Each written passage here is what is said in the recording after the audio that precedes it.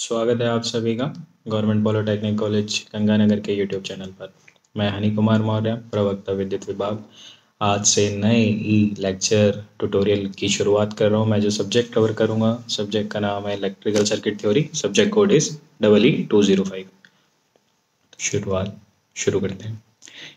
पहले लेक्चर में हम जो टॉपिक कवर करेंगे वो कुछ इस प्रकार से हैं: लैप्लास ट्रांसफॉर्म, उसकी एप्लीकेशन, इम्पल्स फंक्शन, उसका लैप्लास ट्रांसफॉर्म, और तीसरा स्टेप फंक्शन और उसका Laplace transform.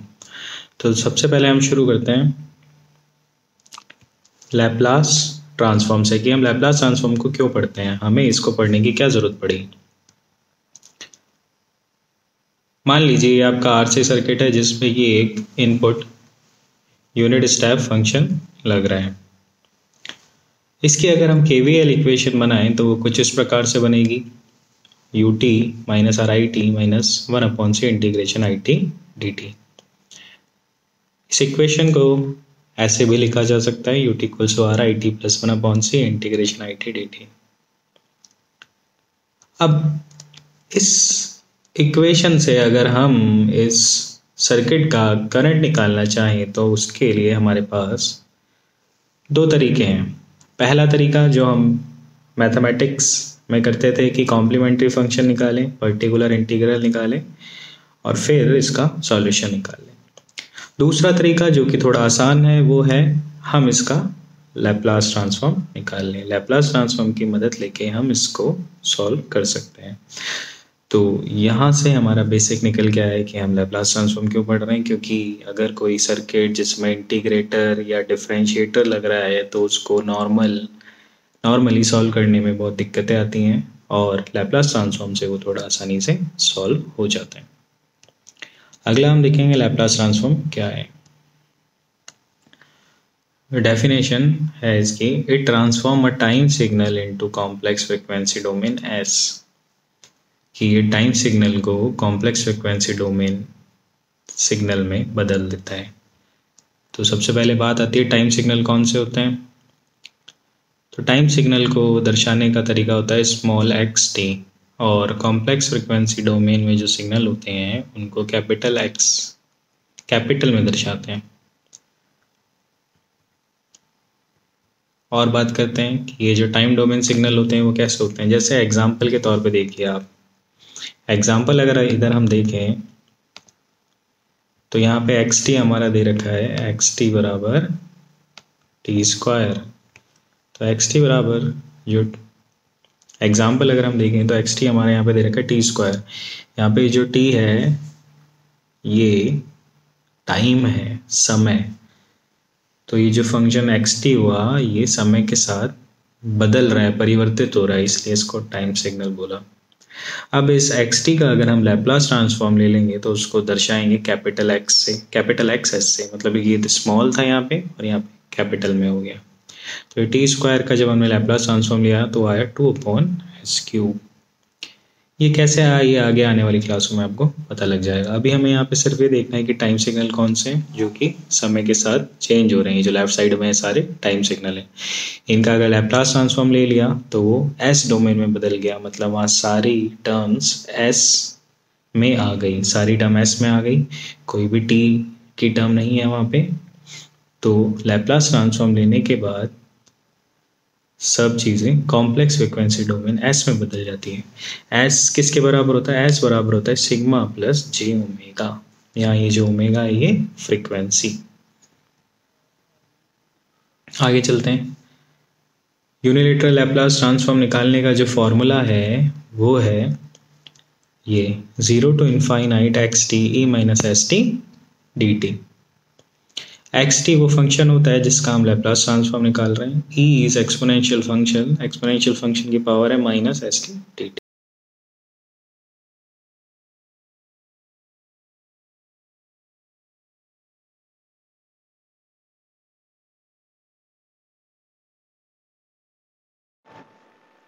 Importance of Laplace transform, Laplace transform के महत्व, इम्पोर्टेंस क्या है। तो लैप्लास ट्रांसफॉर्म का महत्व क्या है? The Laplace transform convert integral and ordinary differential equation into algebraic equation. इसका मतलब कि लैप्लास ट्रांसफॉर्म क्या करता है, वो इक्वेशन जिसमें इंटीग्रेशन यूज़ हो रहा है या डिफरेंशिएशन यूज़ हो रहा है या कोई ऑर्डिनरी डिफरेंशियल इक्वेशन है, उनको सिंपल अलजेब्रिक इक्वेशन में बदल देता है। सिंपल अलजेब्रिक इक्वेशन जैसे ax² + bx + d। तो ये इम्पोर्टेंस ऑफ लैप्लास ट्रांसफॉर्म होगी। कॉम्प्लिकेटेड जो इक्वेशन थी इंटीग्रेशन और डिफरेंशिएशन की, उनको सिंपल अलजेब्रिक इक्वेशन में बदल देगा। This allows us to analyze complicated circuit with inductor, capacitor and resistor। इसका क्या मतलब हुआ, इसकी इसकी सहायता से हम वो सर्किट जिसमें रजिस्टर, इंडक्टर या कैपेसिटर लग रहा है, उनको बड़ी आसानी से सॉल्व कर सकते हैं, उनको एस डोमेन में बदल के या फिर कहें कि उनका लैप्लास ट्रांसफॉर्म लेके। और this allows us to analyze complicated circuit with integrator, differentiator and gain। Same वही चीज़, अगर कहीं इंटीग्रेटर लग रहा है, डिफरेंशिएटर लग रहा है या गेन है, उनको भी बड़ी आसानी से हम सॉल्व कर सकते हैं लैप्लास ट्रांसफॉर्म की सहायता से। आगे बढ़ते हैं। आगे Laplace transform of various function. सबसे पहले आता है हमारा यूनिट इम्पल्स फंक्शन। इसको डेल्टा टी से दर्शाया जाता है, इसको और डायरेक्ट डेल्टा फंक्शन भी बोलते हैं। अब हम देखेंगे इसको डिफाइन कैसे करते हैं कि ये क्या होता है। ये एक ऐसा फंक्शन होता है जिसका मान इनफाइनाइट होता है t, जिसका मान इनफाइनाइट होता है एट t = 0 पे। मतलब जब टाइम t = 0 है तब इसका मैग्नीट्यूड क्या है, इनफाइनाइट। और इसके अलावा बाकी सब इंस्टेंट पे इसका मान, इसका मैग्नीट्यूड 0 होता है। इसके अलावा इसकी एक स्पेशल प्रॉपर्टी भी है, वो है -∞ से +∞ डेल्टा t dt = 1। ये बताती है कि area under unit impulse function 1 है। ये जो इंटीग्रेशन में लिखा हुआ है -∞ से +∞ डेल्टा t dt = 1, ये बेसिकली एरिया अंडर कर्व को दर्शा रहा है। तो अगर इन सारे पॉइंट्स को लेके हम इसका ग्राफ बनाएंगे तो वो ग्राफ कुछ ऐसा नज़र आएगा। यहाँ हम देख सकते हैं कि एट t = 0, एट t = 0 पे इसका मैग्नीट्यूड 1 दर्शाया गया है। और हमने डेफिनेशन में देखा था एट t = 0 पे इसका मैग्नीट्यूड कितना है, इनफाइनाइट। तो ये ऐसे 1 क्या दर्शा रखा है, बेसिकली यहाँ पे ये एरिया अंडर कर्व दर्शाया गया है। क्या दर्शाया गया है, एरिया अंडर कर्व। ये जो स्पेशल प्रॉपर्टी है ये दर्शाई गई है एट t = 0 पे। ये जो मैग्नीट्यूड 1 दर्शाया गया है, ये एरिया अंडर कर्व को रिप्रेजेंट करता है। इम्पल्स का ग्राफ ऐसे ही बनता है।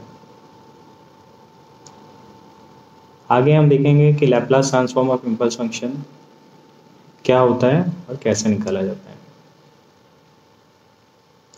लैप्लास ट्रांसफॉर्म निकालने का फॉर्मूला हमने पीछे देखा था, 0 से infinite xt e - st dt।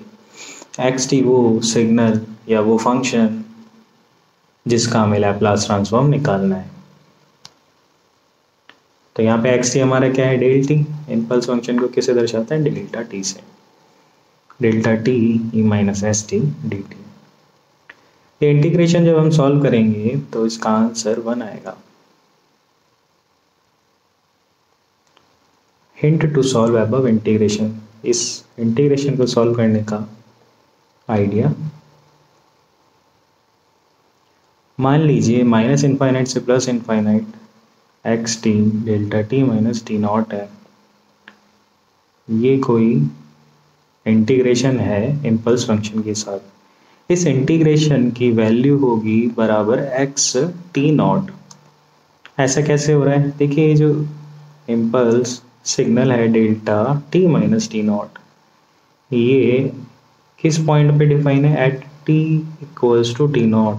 मतलब कि इसका मैग्नीट्यूड बराबर जो हम 1 शो कर रहे हैं, सॉरी एरिया अंडर कर्व जो 1 शो कर रहे हैं, वो किस पे है, एट t = t0 पे। उसके अलावा बाकी सब जगह इसकी वैल्यू 0 है। तो अब अगर और दूसरा कोई फंक्शन इससे मल्टीप्लाई होता है तो उसकी वैल्यू बाकी सब जगह तो ज़ीरो हो जाएंगी, खाली एक पॉइंट पे उसकी वैल्यू आएगी। किस पॉइंट पे? At t equals to t naught, मतलब वो पॉइंट जिस पे कि इम्पल्स डिफाइन है।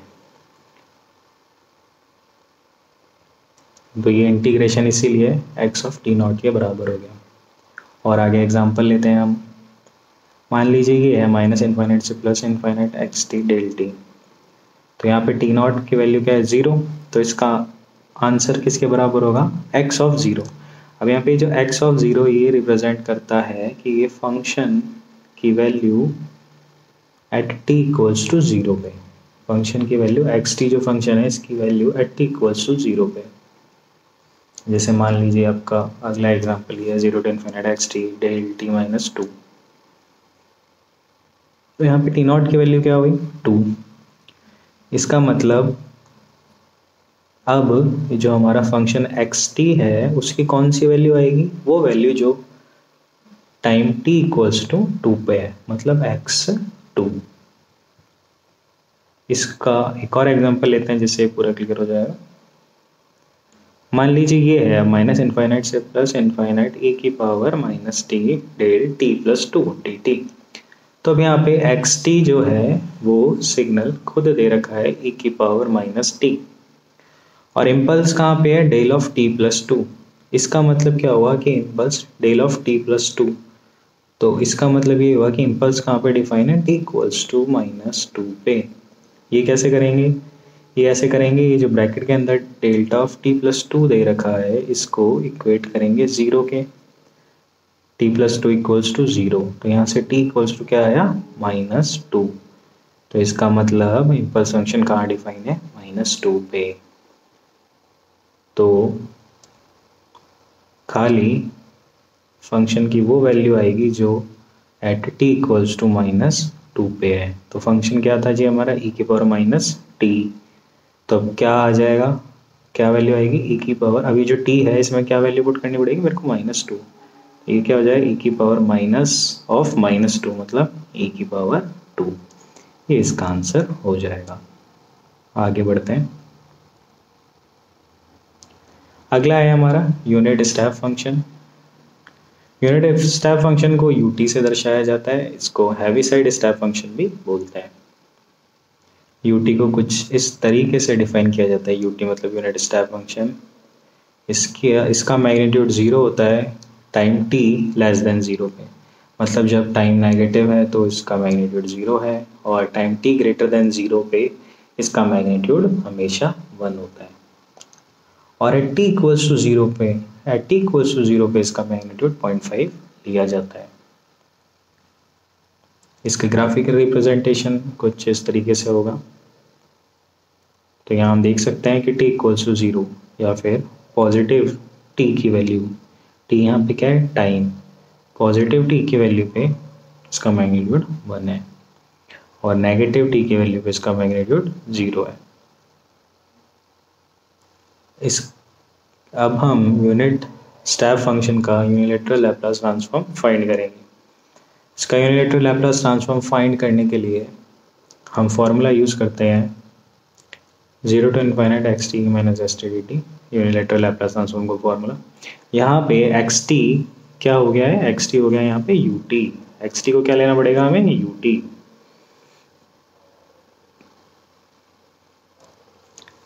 तो इसका इंटीग्रेशन हो गया 0 to infinite U T e minus s t d T. अब देखिए लिमिट है 0 to इन्फाइनाइट, ये लिमिट किसकी? टाइम की लिमिट है। तो टाइम की लिमिट है, टाइम क्या है? हमेशा पॉजिटिव, 0 to इन्फाइनाइट। तो 0 to इन्फाइनाइट मतलब टाइम t ग्रेटर देन 0 है। टाइम t ग्रेटर देन 0 है तो यहाँ पे यूनिट स्टेप फंक्शन की वैल्यू क्या होगी? 1, क्योंकि जब टाइम t ग्रेटर देन 0 होता है तो पीछे हमने देखा है ut की वैल्यू क्या होती है? 1। इसका इंटीग्रेशन करेंगे हम तो आएगा e की power minus s T upon minus S, limit 0 to infinite. इसको जब हम सॉल्व करेंगे, देखिए इसको कैसे सॉल्व करते हैं, हिंट देख लेते हैं। हिंट फॉर सॉल्विंग इंटीग्रेशन, देखिए इंटीग्रेशन ऑफ ई की power a T d T with limit, lower limit initial value होती है, अपर लिमिट को फाइनल वैल्यू बोलते हैं। तो इंटीग्रेशन ऑफ ई की पावर ए टी क्या होता है जी? ई की power a t divided by a. A वो कांस्टेंट जो टी के साथ लग रहा है, और फिर है फाइनल वैल्यू और नीचे का इनिशियल वैल्यू। इसको कैसे सॉल्व करते हैं? इसको सॉल्व करेंगे कि पहले टाइम टी की जगह फाइनल वैल्यू लिखेंगे, फाइनल वैल्यू से कुछ एक आंसर आएगा, उसमें से माइनस कर देंगे टाइम टी की जगह इनिशियल वैल्यू रख के, जैसे दर्शाया गया है e a final value upon a minus e a initial value upon a. वापस हम आते हैं जहाँ पे हमने छोड़ा था, ऊपर सेकेंड लाइन में लास्ट में। तो हमने इंटीग्रेशन निकाल लिया, ई की power minus s T upon में माइनस एस, लिमिट है इनफाइनाइट से 0। तो अब क्या करेंगे, अब यहाँ पे हम टाइम टी की जगह माइनस इनफाइनाइट पुट करा अपॉन में माइनस एस। तो ये लिमिट कैसे सॉल्व करते हैं? Final value minus initial value, तो माइनस इनिशियल वैल्यू, तो टाइम टी की जगह लोअर वैल्यू पुट करनी है, वो है 0। ये हो गया e की power 0 divided by minus S. ये सॉल्व हो क्या आया? 1 अपॉन एस।